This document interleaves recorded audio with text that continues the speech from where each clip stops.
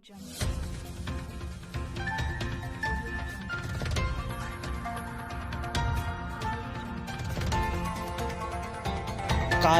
TV, हर पल आपके प्रसव के बाद जच्चा बच्चा की मौत। निजी चिकित्सक पर लापरवाही का आरोप लगाते हुए परिजनों ने हंगामा किया।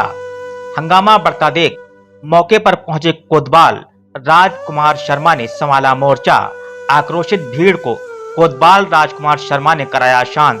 एडवोकेट प्रेमपाल भी मौके पर पहुंच गए और अपने समुदाय के लोगों को समझा बुझाकर महिला के शव को पोस्टमार्टम के लिए भिजवाया। जी हां, नवाबगंज नगर के एक निजी चिकित्सालय में प्रसव के दौरान नवजात की मौत के बाद उपचार के लिए महानगर ले जाते समय प्रसूता ने भी दम तोड़ दिया, जिसके बाद आक्रोशित परिजनों ने चिकित्सक पर लापरवाही का आरोप लगाते हुए हंगामा शुरू कर दिया।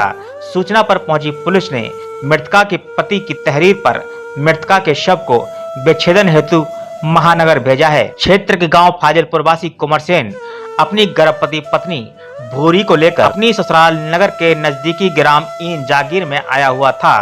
वहीं प्रसव पीड़ा होने पर आज प्रातः वह ग्राम की आशा भानवती के साथ पत्नी को नगर की सीएचसी पर आया था तथा कुंवर सेन के मुताबिक चिकित्सकों ने प्रसूता की हालत गंभीर होने पर उसे बरेली ले जाने की सलाह दी, लेकिन मृतका के परिजनों का आरोप है कि आशा के कहने पर उसके साथ वह पत्नी को लेकर नगर के बरखन मार्ग स्थित निजी अस्पताल पर ले गई, जहां चिकित्सक ने प्रातः 10:30 पर ऑपरेशन के बाद बताया कि नवजात मृत है, लेकिन प्रसूता सुरक्षित है और उससे शुल्क के तौर पर 15,000 रुपए जमा कराकर उसका इलाज आरंभ कर दिया।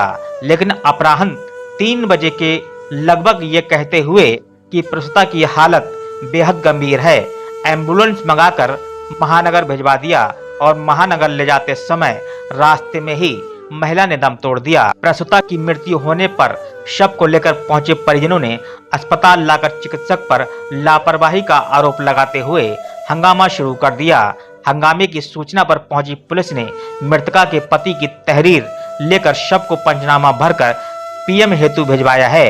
कोतवाल राजकुमार शर्मा ने बताया कि पीएम रिपोर्ट आने के बाद ही कोई कार्रवाई की जाएगी। तो वहीं मृतक महिला के समुदाय के ही युवा अधिवक्ता प्रेमपाल ने अपने समुदाय के लोगों को समझा बुझाकर शांत कराया। देखिए कारवां टीवी के लिए नवाबगंज से रियाज गुड्डू अंसारी की रिपोर्ट। हाँ, क्या मामला हुआ है, पूरी बात बताइए, क्या हुआ था यहाँ पर?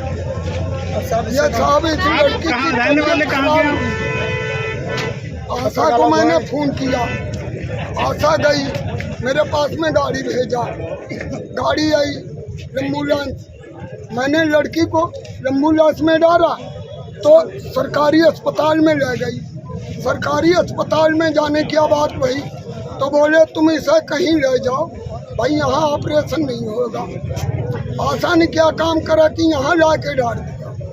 साहब मैं पैसा की जरूरत में घूमने लगा, क्यों मेरे पास में जो लड़की आते जाती रहती है, बच्चा जितने भाई इसके 3 लड़की हैं मेरे पास में आई, तीनों लड़की मेरे पास में हुई और साहब मेरी औरत जो थी वो खत्म हो गई थी। लड़की कहाँ शादी करी थी? लड़की साहब फाजिलपुर। में। आप कहाँ रहते हो? मैं साहब इन जागी। तो ये आपके पास रह रही थी? हाँ, मेरे पास में आती जाती जैसे रहती नहीं थी 10-15 दिन के तय आती थी, चली जाती थी मेहमानी बतौर मेहमान। और साहब मेरी लड़की के वैसे कोई कमी नहीं थी, मुझे नहीं पता था यहाँ आशा ले आ गई थी। अच्छा, तो यहाँ डॉक्टर क्या कह रहे हैं? अब डॉक्टर बोले कि आपका मरीज सही है, सही है, सही है। जब मेरे दिमाग जैसे खून लाए, खून चढ़ाया, उसी वक्त झटका पड़ने लगे, उसी वक्त बोले बरेली ले जाओ। जब तुम्हारे बस की बात नहीं थी तो तुमने क्यों मरीज को लिया? तुम तो सब मना करते कि हमारे बस की बात नहीं भैया, अपना मरीज ले जाओ।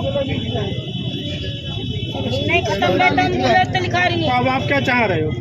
अब चाह कर अब उनकी बहू है, जमान है हमारे, जो वो चाहेंगे भैया वो हम चाहेंगे।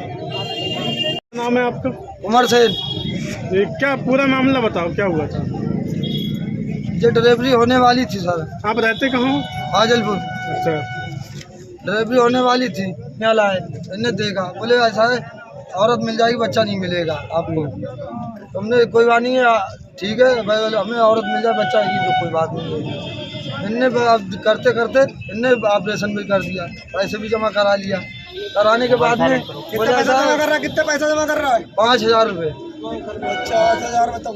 5,000 जमा करा लिए। हाँ, जमा कर रहा तो वही के 5,000 जमा कराया था। फिर ऑपरेशन के 50,000 रुपये मांगे थे। ऑपरेशन के 50 मांगे।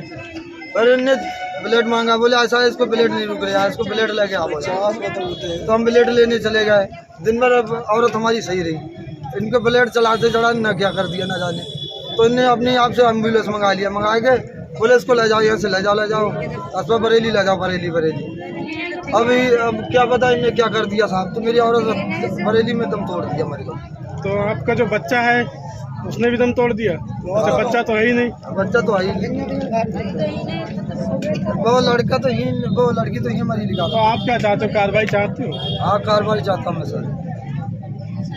कंडीशन भैया ऐसी नहीं थी, हम सीएससी से लेके जाते, इसके ब्लड आने लगा तो बोले कहीं भी प्राइवेट दिखा लो। मैडम बोली अगर हमें ये पता, मैं बताऊँ, आप रूल के अकॉर्डिंग चलेंगे। आप गवर्नमेंट में जॉब कर रही है, मतलब आप एक सरकार से तनख्वाह भी ले रही है और गरीबों की मदद भी कर रही है।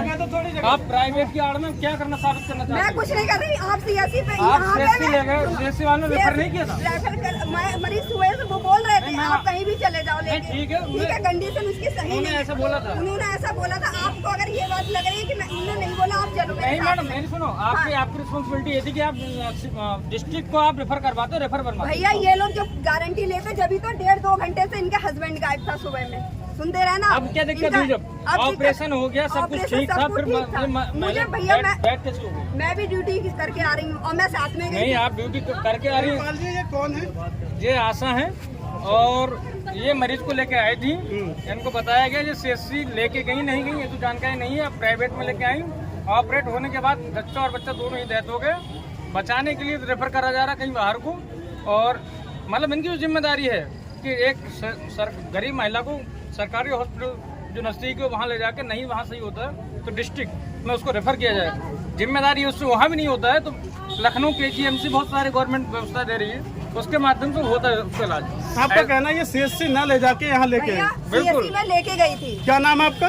मेरा नाम भगवती। मैं सीएससी लेके गई थी। सीएससी में मैडम ने बोल दिया 1.5-2 घंटे तक इनका हस्बैंड गायब था। ठीक है, मैडम बुला रही, इनके हस्बैंड को बुला दो, इनके हस्बैंड को बुला दो। इनके हस्बैंड जब आए तो मैडम ने कहा कि प्राइवेट भैया कहीं भी दिखा लो, इसकी कंडीशन सही नहीं है। ठीक है, तो हमने देखा, हमने जहाँ भैया तुम्हें सही लगे तो बोले चलो दीदी तुम्हें जहाँ ठीक लगता है। तो मैंने कहा कोई बात नहीं भैया, आपका मरीज अच्छा रहे। आप ये बताइए पहले कौन सा ऐसा मैं हुई या कोई भी वर्कर हुआ, कोई गलती चाहेगा कहीं पर भी किसी प्रकार की? ये बताइए पहले। मैं भी स्वास्थ्य विभाग से। लेकिन सीएससी वाले तो जब वहाँ काम नहीं होता तो डिस्ट्रिक्ट के लिए रेफर कहने करते का हैं। उद्देश्य भाई एक है, सुनो, कहने का उद्देश्य ये, मैडम का अगर सहयोग था तो केवल सीएससी तक था। प्राइवेट में तुम्हें अपना सुझाव देने की जरूरत ही नहीं थी, आपका प्राइवेट में आने की आपकी जरूरत भी नहीं थी। तो पर्ची खुद देख लेते। क्या कह रही है? बिल्कुल बिल्कुल सही बात है मैम। इस चीज से मैं अगर मरीज कंडीशन में है तो उसे सीएससी ने प्राइवेट भी दिखा सकते हैं, ऐसा नहीं है। अच्छा। अगर मेरा यहाँ पे कुछ है नहीं, ठीक है, अगर मैं लेके आई तो सिर्फ मजबूरी में, उसका बच्चा के हेड जो हैंड था वो पूरा फंसा हुआ था बच्चे का। इसकी कंडीशन और ज्यादा खराब थी सुबह में जब मैं लेके आई थी, और जबकि मैं सुबह करवा के गई हूँ सारा काम, तो भैया मरीज बिल्कुल ठीक था।